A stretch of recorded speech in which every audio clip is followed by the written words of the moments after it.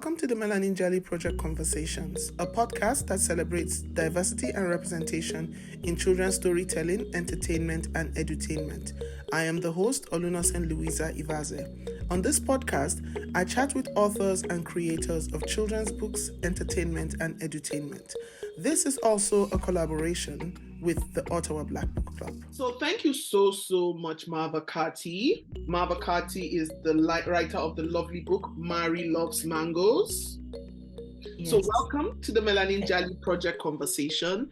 Thank you so much for having me. You're most welcome. This is a podcast that celebrates representation and diversity in storytelling.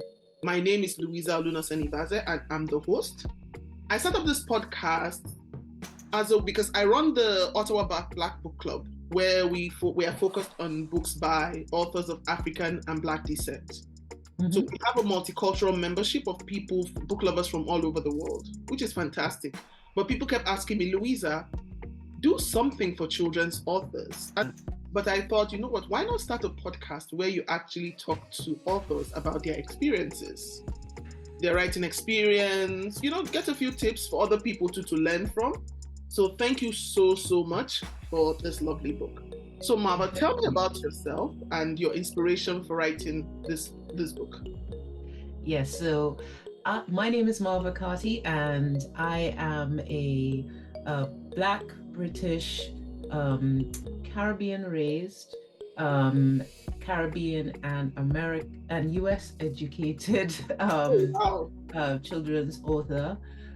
So I am probably quite representative of that diaspora, Black diaspora. I primarily was born in Slough, which is not too far from Heathrow Airport in the UK. And at an early age, my parents came to Trinidad. And that's where I spent my formative years, and until the age of 18. And then I went to America to do university, came back to the Caribbean for a few years, and then ended up back full circle into Slough. And I've been in Slough for the last 23 years. So there's kind of been a lot of touch points in my kind of experience, but I identify as Black British of dual Caribbean heritage. So my mother is Trinidadian and my father is from Anguilla. Anguilla, okay. So that makes you a global citizen. Yes. The only continent you have not mentioned is the only continents you didn't mention are Africa. But I mean, when I see you first, before anything else, you are African. Anything else, and then Asia. So that makes you a global citizen. Yes. So why did you choose to write about mangoes, tropical fruit? I love mangoes. Since living in Canada, I keep saying it, all the mangoes here don't hit like the mangoes back home. They don't hit. Listen, it's a source of concern for me in my daily life, because I grew up, this is me, right? This is me as a child. We had the mango tree out the back. That mango tree is still going strong. When I went back home last August, and it had been a little while since we visited, took my son with me. And that every morning for breakfast we were killing the mangoes from the same tree, and it just, as you say, you can buy what you want here. It does not taste the same. It just doesn't have that. I think it's the soil. I think it's the soil. It's the soil. It's the sun. It's everything. That essence is just. It's just there, right? And my son is just like me. He loves them too, so we were just having a good time. Mm-hmm. Oh, lovely. Because I was just looking through it and I went, oh, tropical fruit. I've been so busy, so I read it last night. I just laid down and was reading it, and I grew up in different parts of Nigeria because my dad was in the police force. So the northern part of Nigeria, east, west, south. We lived in the government quarters of the GRA, That's the government reserved areas. That's what they call them. I think when we were colonized, I think the colonialists had built that area for them and the high level civil people in the public service, which we call civil servants. Yeah. So yeah, I grew up there, and we had, hold on, 1, 2, 3. I can't. 1, 2. So we had mango trees on this side of the house, and then one at the back. And I climbed all those trees. And my memory was that the first mango tree now produced these very big mangoes that were never sweet. Yeah, those big ones, they're not. We have a mellow one, and yeah, no one bothers with those. Yeah, but the second tree and then the one at the back had really sweet mangoes. Then further down the road, because we had a lot of mangoes on that street, we had where we used to go and steal mangoes. We had these ones, the mangoes were this tiny. We used to call them Binta sugar because they were so delicious. Look, I'm just talking about this now. You can see the excitement. Yeah. I'm tasting the mangoes. Yeah.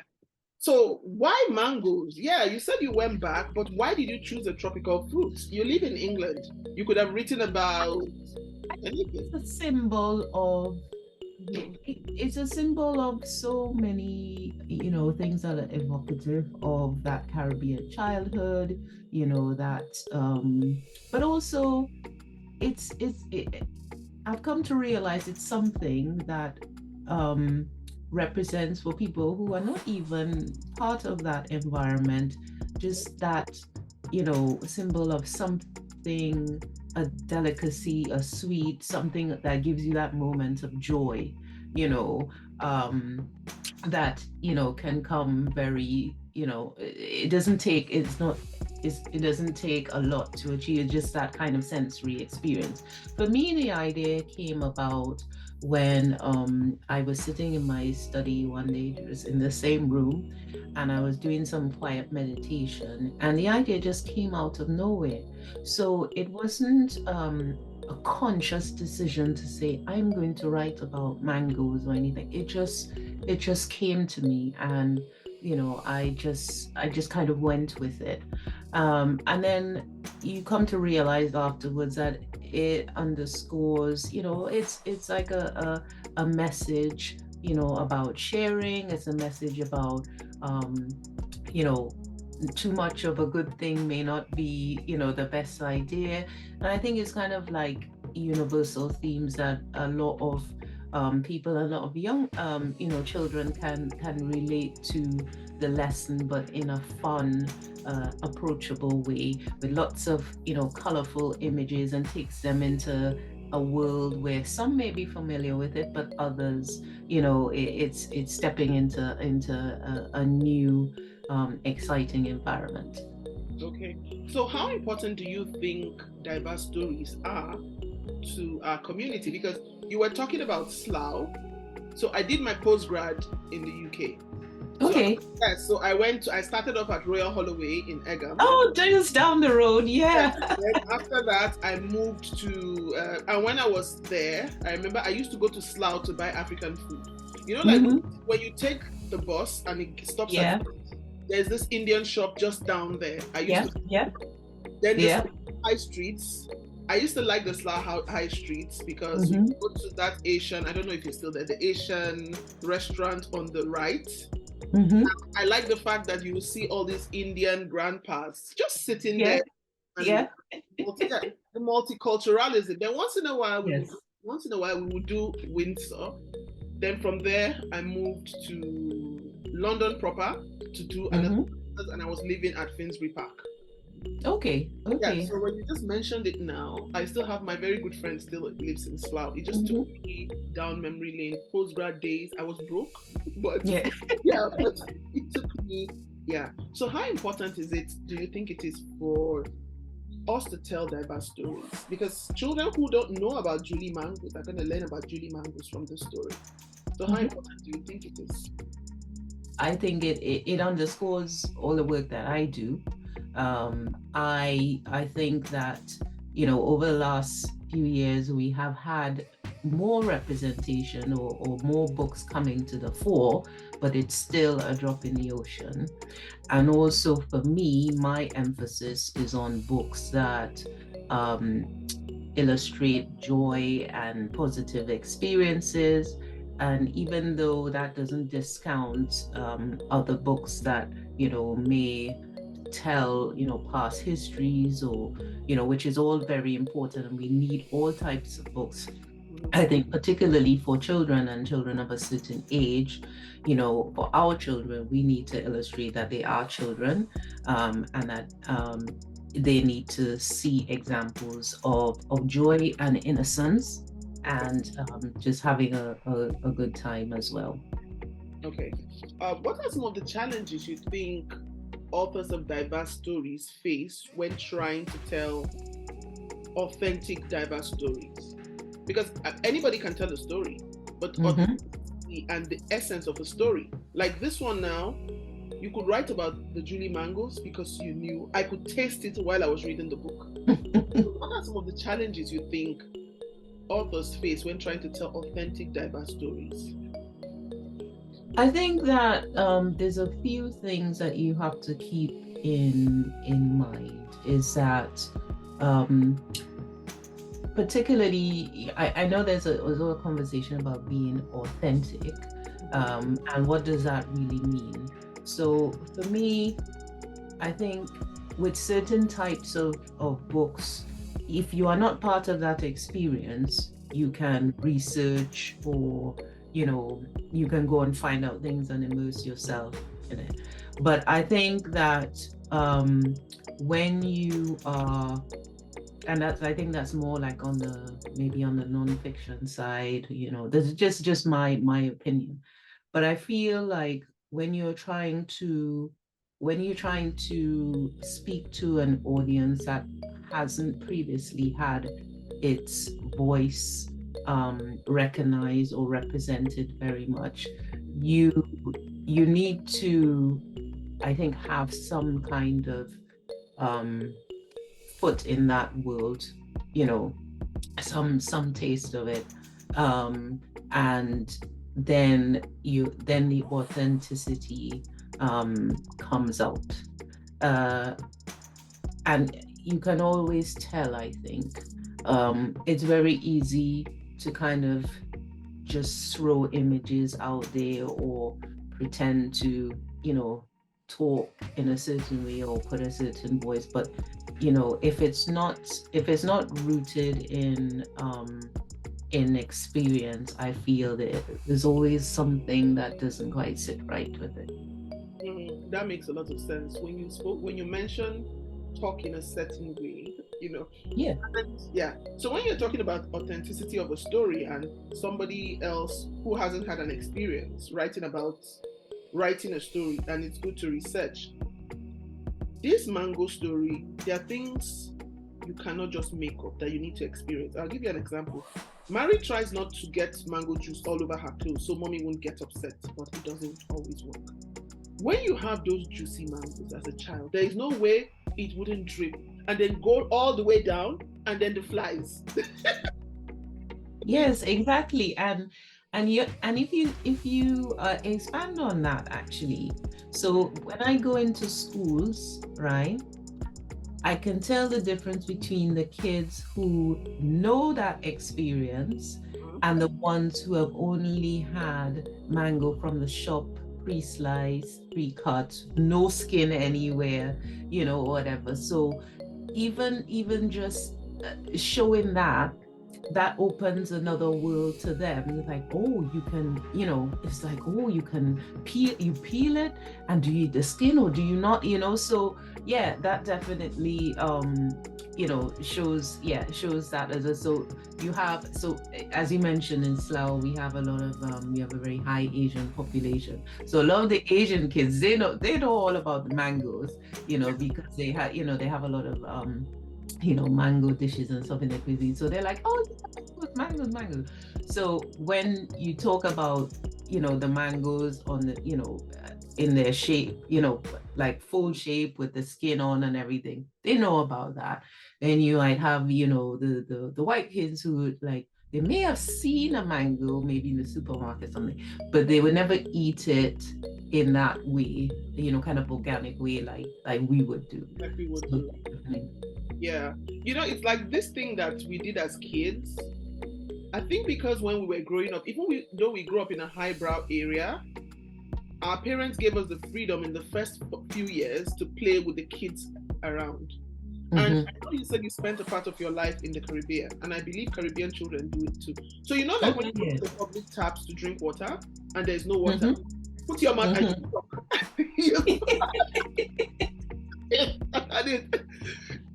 Children today will never understand the joy of doing that. You suck on it and then it gives you this sound because the water board has just shut down. There is no water in that. You suck and you suck on it because you just feel that, yes, I'm just gonna. I don't know why we thought that that action had the ability to pull water all the way from the tank down the pipes to where we wanted to drink. Yeah. So they are just this experiences. So why did you choose to? Because I believe you're self-published. Why did you choose to self-publish? Because I chose to self-publish because I wanted to have complete creative control over my project. Okay. And I had been researching the process for quite a while before I actually started. So I figured that I had enough of an understanding, and I felt that the types of requirements that would be needed to do the process was something that I felt comfortable with. Not everyone would feel comfortable with it, or not everyone would want to be bothered, or so I was willing to do it that route, and it worked for me because particularly with things like the illustrations, I could completely control how that looked, and whereas if you kind of wait for an opportunity to have a traditionally published agreement, you don't always have the say on the illustrations. So what are some of the things you learned from your self-publishing experience? I think the main thing is that publishing the book and marketing the book are two different projects. You know where I'm coming from. Yes. And I will keep saying that for as long as I can, because I really don't think people understand that until they are in the thick of it. I mean, how would you really know, to be honest? Especially if you're a first-time author. This is, you're just, this is the first time you've ever attempted anything like this. Your points of reference for publishing has kind of been what you kind of seen as just a Joe blogs, seeing the publishing or books at a distance. So I think people don't realize that independently publishing is a completely different animal to having your book published in what we would call the traditional sense. And for people who may not, and I need to make sure that people understand what I'm saying, because I'm talking from the perspective of an author, and I imagine that a lot of your audience are readers, and I think, let me take a step back. So when I say traditionally published, what I mean is, in some respect, you may have gotten an agreement with a publisher who has decided to take on your book, offer you a contract, and represent you under their roster of clients. And I think that's how we typically tend to think of, if someone's published a book, that's how it works. Now, the reality of that is that the chances of being taken on by a traditional publisher, it's extremely competitive, and it may never happen. For some people it does happen, it never happen. And then you also have, if it does happen, that's not the final frontier as well, because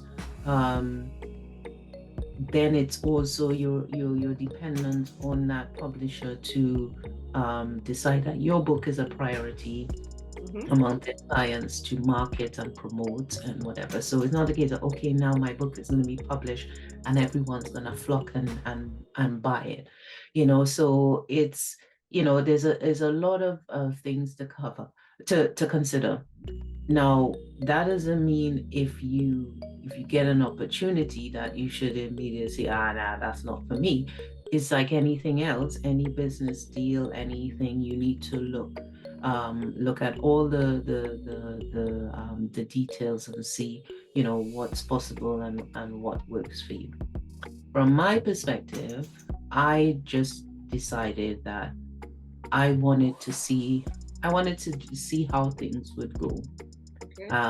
I didn't want to waste like 2-3 years or however many years chasing, you know, queries and, you know, all of that. I just didn't feel like it was worth my time to do that. Having said that, if somebody, you know, called me tomorrow and say, hey, you know, and they offer me a deal of lifetime, I wouldn't say no. But just for me personally, it was the route to take. Now that I am in the, you know, self-publishing, independently published arena, what I realize is that as independent, you have to do everything yourself, right? And what people have to think about is, am I prepared to do everything myself? Because it's a lot of work. You're not gonna see the returns unless you're very lucky straight away. There's a lot of different elements to figure out and master, and it's an ongoing journey. I think it's kind of like anything else, like if you starting a new business or anything, you know, there's a steep learning curve. For myself, I enjoyed learning it because I think it aligns with the kinds of things I'm interested in, you know, kind of previous skill sets. So for me, even though sometimes, I'll be honest, it was overwhelming or can be overwhelming, I've enjoyed the process, but it's not for everyone. So I think, you know, underscoring all of that, my main message to, you know, and would-be authors out there is like, I would never discourage anyone if they feel they want to do a book, but maybe before they start, kind of do a little bit of research into what might be required in order for you to, you know, market your book, get your book out there, you know, because it will require more than I think most people expect. Yeah. You know, what you've just explained, because I write for adults and I recently started writing for kids in the last few years.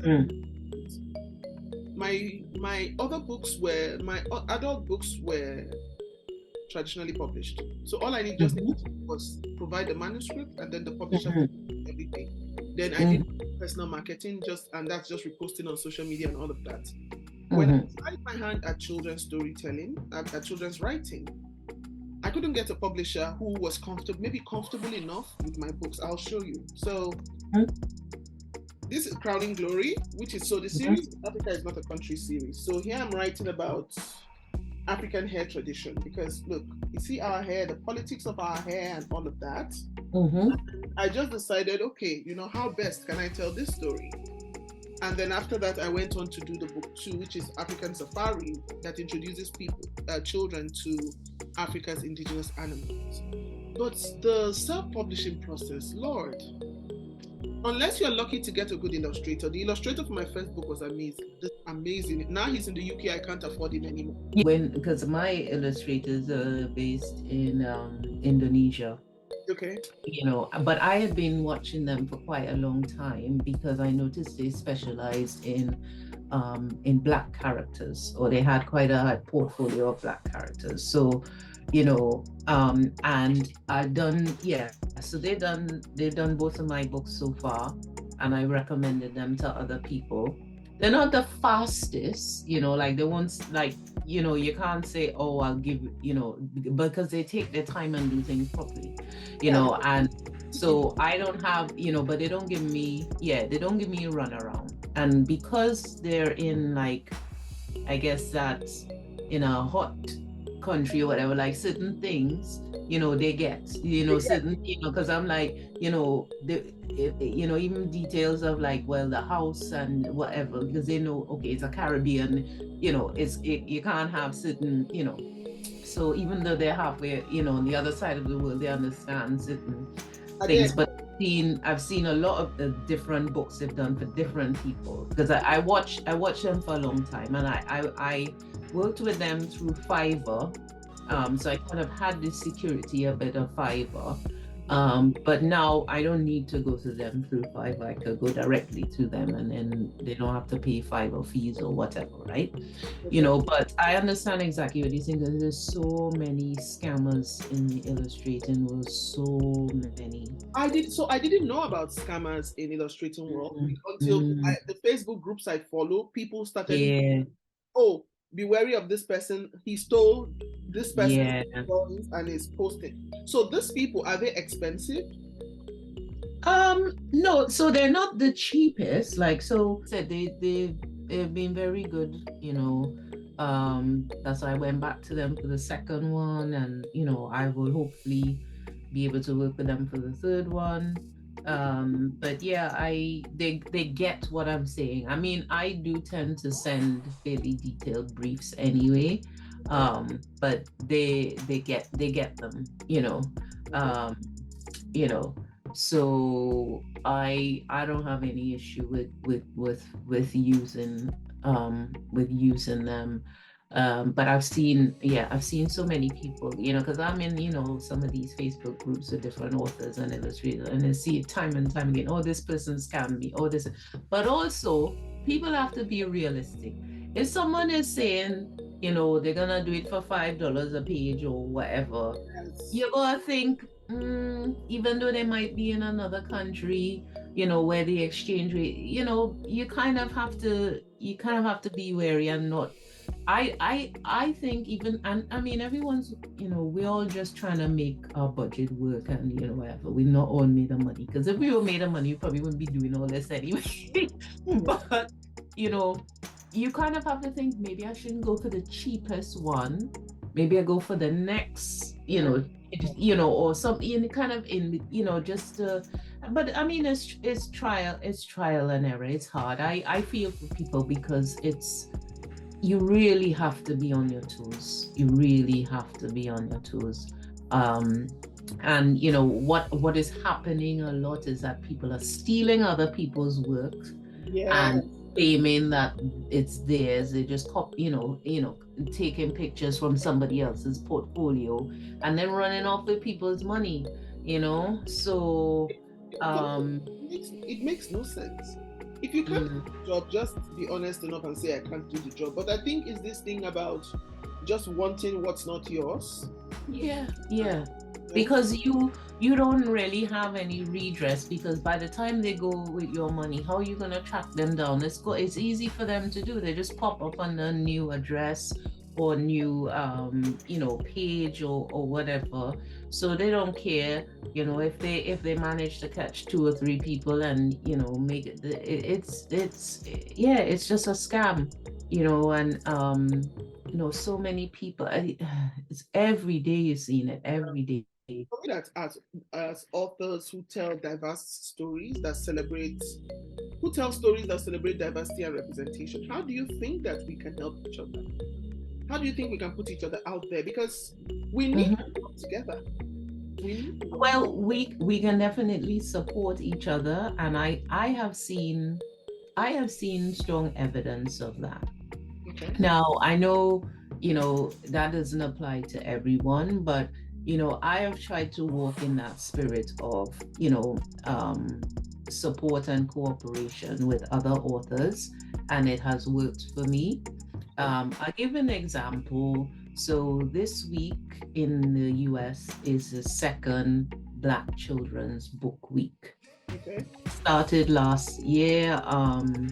by a lady named Veronica Chapman. She wanted to do something kind of, at the end of Black History Month to focus on children's and children's books. And so she decided to do this. And I met so many people out of, I participated in last year, and I met so many people who have helped to, raise my profile and support me and become friends and, invite me to participate in things. And, it really helps create that community or that network for authors, especially when we're all scattered all over the world.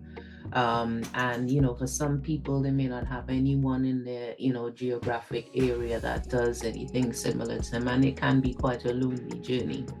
So it's great to know that even if it's in a virtual space, you have people that you can discuss similar issues with, you can brainstorm ideas, you can tell each other about other opportunities.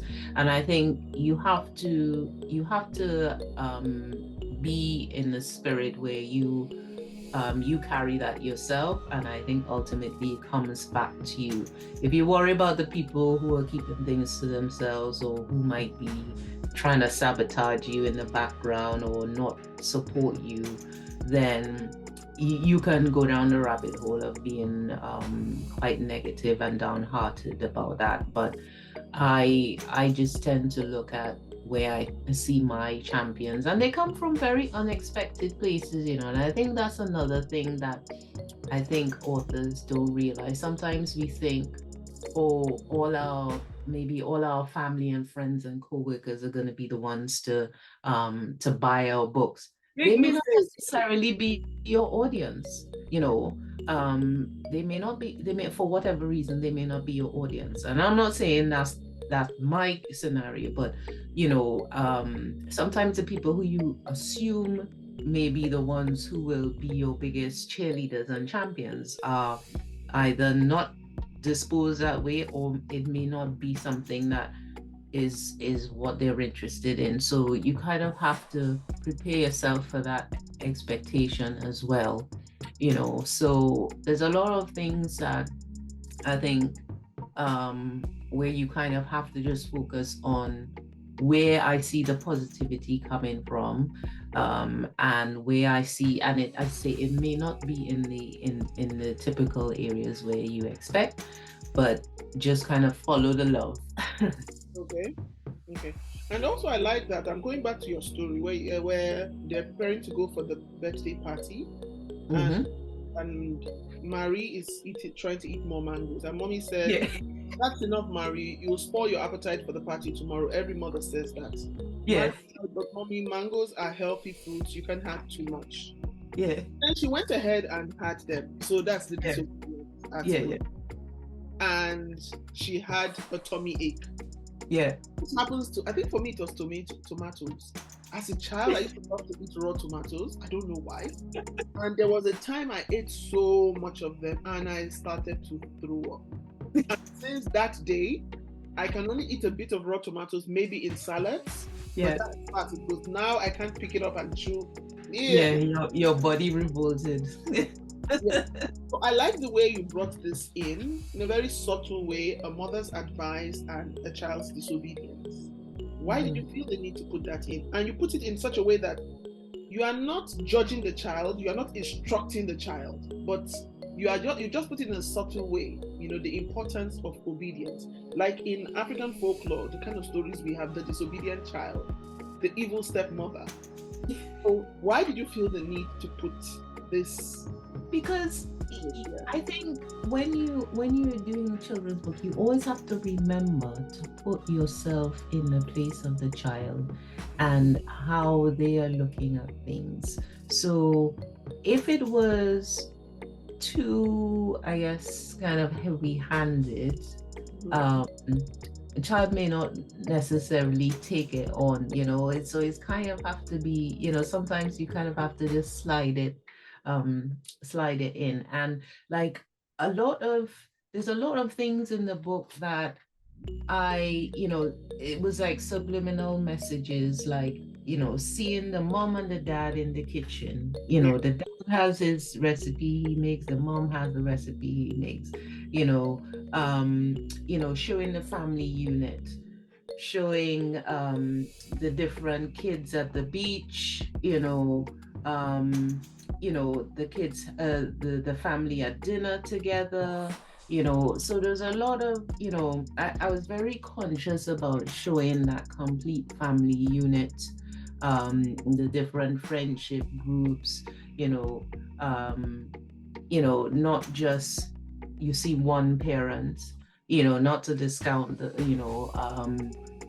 families where you have a single parent or anything like that, because I am in a single parent home, so, but I find that sometimes, particularly with our culture, we do not necessarily see a lot of that. It just, so I had a lot of kind of subliminal messages in there that I was like, I want to show this as this is just regular life, so yeah. Okay. And she goes, it feels like there's a washing machine in her belly as it spins and hums. Time to go lie down. Look, every child has felt this way. She felt so ill. She couldn't believe she would miss the party tomorrow. Mommy said, too much of a good thing is not always a good idea. If we only tried one thing, we could miss out on all the other great things to try, like coconut fudge or skateboarding. When we try different things, we appreciate and enjoy what we like even more. Which is very, very true. You see, Mommy was right. She was sorry that she had been greedy. It made her feel bad when she had too much. Yeah, I think children hopefully will learn from this, that, you know what? When Mommy tells you, you listen. And I think every child has experienced that, like I was in a school the other day, and I said, think about Christmas time when you get all those sweets and that's all you want to eat, and then you have too much. They're like, yeah, we don't, so they know what it, every child has kind of had that experience. Yeah, but when I got to the party scene, I started to laugh because I went, okay, so you were going to get her a gift, and the best gift you could get her were more mangoes. Really? Yeah. But you don't understand. With somebody who is so obsessed with mangoes, the idea of actually giving away your prize mangoes, that was like the greatest gift. Because you said so, she made some special deliveries. I went, oh God. What do you hope to see? What do you hope to see for this book? I hope to see it in wider areas, not just in areas where children who are familiar with the environment, because that's on one hand, that's great. But what I've come to realize is that, it's a universal message. Yeah. And I think that when you have kids that may not necessarily be representative of the characters that you see in this book, the fact that they are seeing them, it normalizes it, So I would like it to be as wide as possible, so that the kids who see themselves in it and identify, but also the ones who would not maybe traditionally see themselves can also identify, because then they realize, these, Black kids and brown kids have the same emotions, same feelings, same experiences as myself, so then it becomes, on one hand, something for us, but something that is a universal experience. Okay. And for people who want to buy your books, where can they find your books to buy? Yes, so my books are available on Amazon, Barnes & Noble, Target, also on my direct site, which is MangoLimePublishing.com, also Book Depository. So I know that you're based in Canada, but you've got people kind of all over. So those should kind of cover every area. There'd be, something for everyone. Okay. And what are your social media handles if people want to Mm-hmm. Yeah, so easy. My social media handles, so Facebook and Instagram is at Marva Carty Author, so MarvaCarty Author. My Twitter is at Marva Carty Write. So yeah, you can find me on those. Okay. I just want to say a big thank you to you. First of all, thank you for your generosity for sending me. You're welcome.